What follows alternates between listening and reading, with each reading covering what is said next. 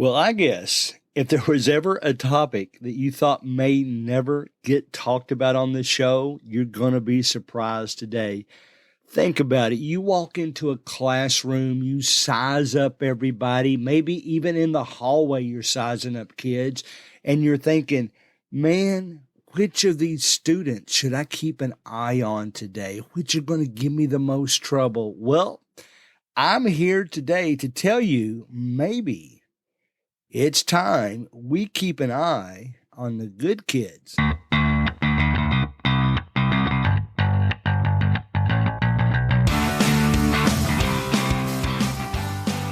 You know, I was trying to think just a few moments ago. I started substitute teaching in November of 2018. I had just retired from an accounting career, which I realized I never did really like any of the 38 years I did that. I like the people, but I didn't really like the job. And in those years since then, I've calculated maybe I'm right around 800 substitute teacher days. That's about what I think I'm up to now. And you know, every day, it seems like every week at least, that I have observations. Maybe I'm getting philosophical in my old age, but I observed something this week that I thought, this may be a pretty good topic for discussion. Because one thing we don't talk about very often are the good kids, what to do with the good kids. And maybe more importantly, should we watch the good kids? Well, I'm going to tell you several reasons why we should watch them. One of them will be an obvious one. In fact, you might say, Greg, that's too simple. I hope you give us more meat than that. And I will. I guarantee you by the time the show's over, I will mention some things to you that you haven't thought about. But I've got several reasons why we watch the good kids. Okay, now here's the most obvious one. And this is low-hanging fruit, I guess is the phrase. But I'm going to bet that maybe at least the minority of you don't do this. I said that backwards, didn't I? Maybe the minority of you do this. The majority does not do this. But one of the best things that I have discovered that is good for the good kids and the bad kids at the same time. Now, this is one of those things that you really won't, if you're just doing a day at a time, most of the time, this probably won't apply as much. But if you're one that gets a long-term job, I always said, of course, I never wanted another one until they gave the long-term teachers a $60 a day raise. So if I get that opportunity again, I will take it, because even though I jokingly say I do this more for fun than money, well, $60 a day, which in my area is a 60% increase, would obviously push me over the top and get me to do that. If you're a long-term sub, or if you're a sub of the same students very often because you like a grade in a certain school and you tend to sub for all of the teachers in that grade and you see the same kids all the time, here's what I would encourage you to do with the smart kids. Decide who they are. Decide who the ones are that get their work done most quickly. And there's not a greater feeling that you can give those good kids than letting them help with the struggling students. The very first class I ever subbed for probably did this better than any other class I've ever subbed in, because I observed the teacher a lot. Or I guess now that I look back, this was 5 years ago. I guess it was more the students just let me know what the teachers let them do, and I went with it. The kids that were the smartest, this was in a math class, were allowed to go around and help the kids that weren't getting it as fast. Now, math is good for that or bad for that, depending on how you look at it. math, I've always said this, that you're born with some of your math ability. There's just some kids that are better at math than others right as soon as they start school. They just are. It's the way their mind works. They're logical thinkers, that kind of thing. Well, those students really get a great feeling for being able to help others. Now, you got to monitor it, because I have seen, especially the younger students, might have a tendency to tell those other kids, I can't believe you don't understand that. So you got to make sure that you're observing them. But I think that's a great idea. Have your I don't want to say smart, have your good kids, the kids that get finished first, help the ones that are struggling or just a little bit slower. It helps the good kids. It helps the kids that are struggling. At the same time, from two standpoints, this one will catch you a little bit by surprise, obviously, from the work. Now, we're not talking about the smart kids doing the work for them. We're talking about them helping them to understand the work. The thing that you might not be thinking about, that actually develops friendships. I've had students come up to me, I guess I should say, and they'll ask me, can Julie help me with this problem? And it's because they built those relationships the last time Julie helped them with the problems. So that's the first and most obvious thing to observe, why you need to watch, I should say, the good kids. Now, we're going to go from one extreme to the other, and I'm going to make it transition to two other things before we get there, okay? The next thing, which is negative/positive, because it helps you understand the good kids. Now, I hate to say smart kids, so instead, I'm going to use this phrase. I'm going to say it's the kids that choose to be smart. Now, what in the world do I mean by that? The kids that I have developed a good relationship, but I know they can be, let's just say it like this, they could get better grades. When I feel like I know them enough, I will say to them, George, you are as smart as you want to be. And a lot of times they will smile back at me because they know exactly what I'm saying. If you applied yourself, you could be smart. I just like to say it the other way. You're as smart as you want to be.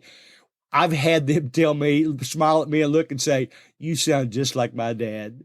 And because their parents have told them the same thing, they're smart. Why don't you apply yourself? One thing I'm digressing a little bit. I told kids today, even though this sounds sad, the kids that you're trying to show off so much for in school, guess what? After you get out of high school, you won't see them very often anymore. So those kids you were trying so hard to impress aren't even going to be a part of your adult life. So if it's hard to think about that right now, but if you realize that, don't misapply yourself just because you're trying to show off in front of your friends. Okay, so you can be as smart as you want to be. But one thing I've noticed with these smart kids, more times than not, let me use math again because it seems to be the most obvious place where this happens. The smartest kids, even if you're teaching 6 hours of, I was going to say algebra, let's bring it down to middle school class. Let's say you're just, I don't know, I can't think of a specific middle school. Well, let's just say algebra, because some of your 8th graders will take algebra, high school level algebra. In fact, those are the students I'm really talking about now. The smart kids in a math class, they all seem to be in the same class. Now, that's okay, because if anything, that means you can keep the students in there on the same pace because they all want to do well.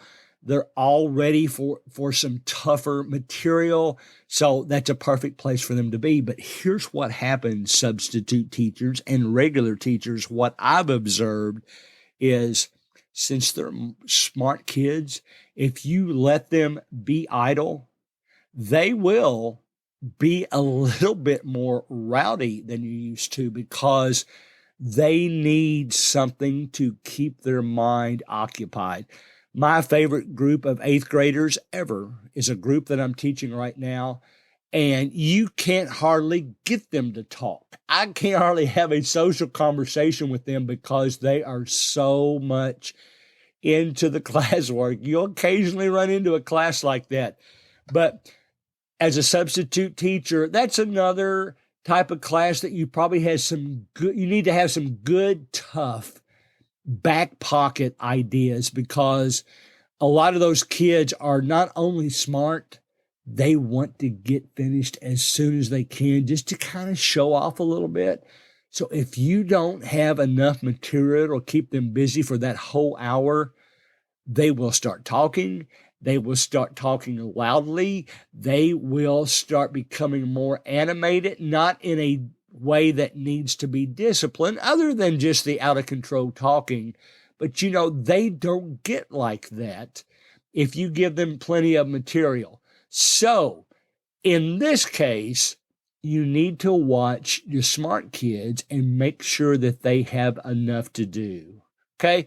Now, the final thing that I've talked about, and really the reason I thought about this, was something I substitute taught today. This episode's coming out on November 28th, 2023. I'm recording it the night before.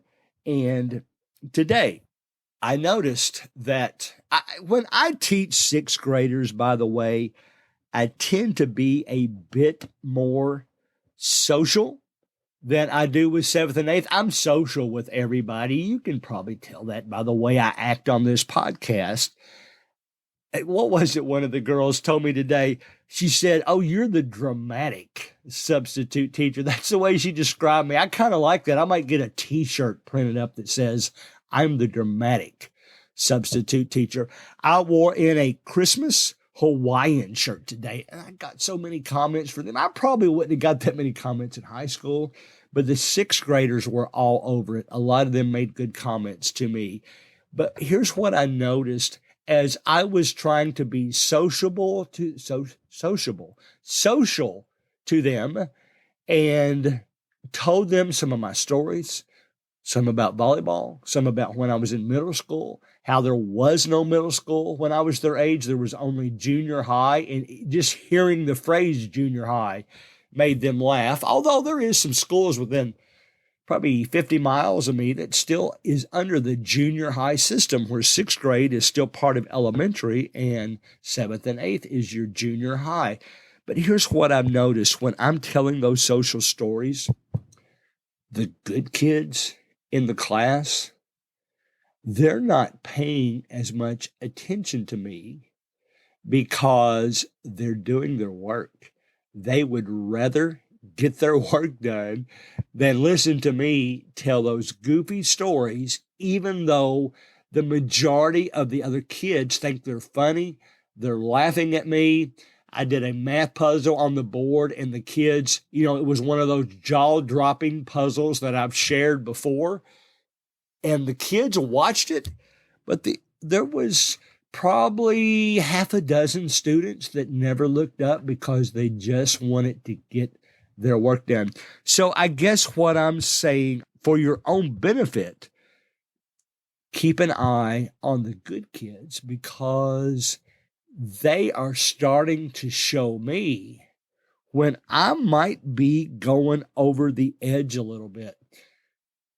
I remember a middle school a couple of years back that I was teaching, and I digressed so much, and they were just so enthralled with the stories I was telling them. I don't even remember what we were talking about, but all of a sudden I looked up, and 35 minutes of the class had gone by, and I had talked so much, they weren't going to have time to finish their assignment. Well, you need to keep an eye on the good kids so that their actions will let you know whether maybe you've gone just a little bit too far.